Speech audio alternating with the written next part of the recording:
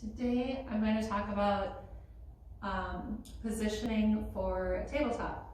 So one of the cool things in our yoga practice is that we can measure up our poses in order to provide a solid foundation for building our practice on.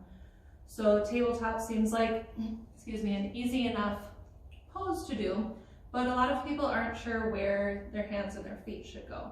And from our tabletop, we move through our cat-cow, we move into maybe a plank, an up dog, down dog, chaturanga. It sets us up for all these other poses. And if you're not sure where your hands and your feet are supposed to be or how they should be pressing into the floor, then it can be really confusing if you're new to yoga or just not set you up for a strong practice otherwise. So we'll go through a couple of things today to help you develop a stronger foundation for your tabletop, your cat-cow, and the rest of your practice. Okay, so first things first is you would want to measure up your hands by turning your hands in towards each other so your middle fingers touch, and then you can rotate the hands back out.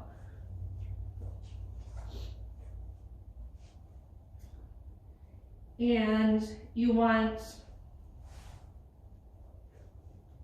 your knees to also be about hip distance apart, and we'll create a 90-degree angle between our wrist and the floor and then our knees and the floor. And I have these blocks here in case you're not sure where exactly that is. So you place a block in front of each leg,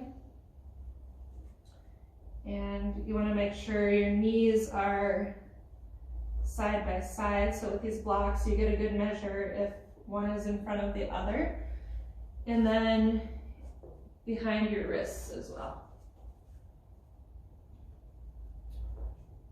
And it might take you a few tries to measure things up here to get a good idea if your wrists are right under your shoulders and if your knees are under the hips.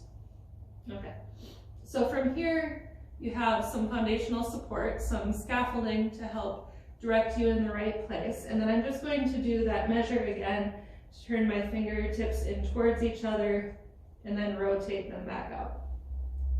Okay, so the other thing that commonly goes wrong in tabletop position is the hands aren't properly anchored. So think about creating an anchor from, or points of contact from your pointer finger down to the opposite heel of the hand, and then pinky finger to that opposite. So it's like a cross going through your hand. You want to make contact on those 4 points. So we'll go ahead and do that.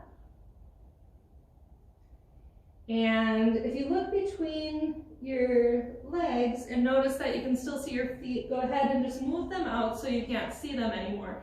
And tops of the feet are pressing into the mat, pinky toe side down.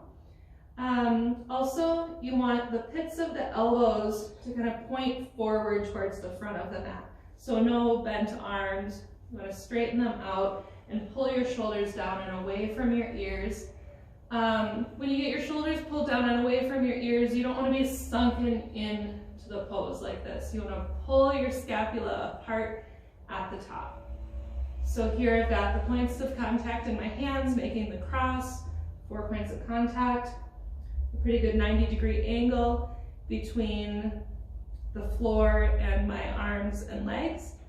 And I've got my shoulders pulled down and away from the ears, and scapula pulled apart at the top, looking slightly forward, and tops of the feet pressed into the floor. That gives me a nice foundation for my tabletop, and from there I can move smoothly into many other poses. Thanks.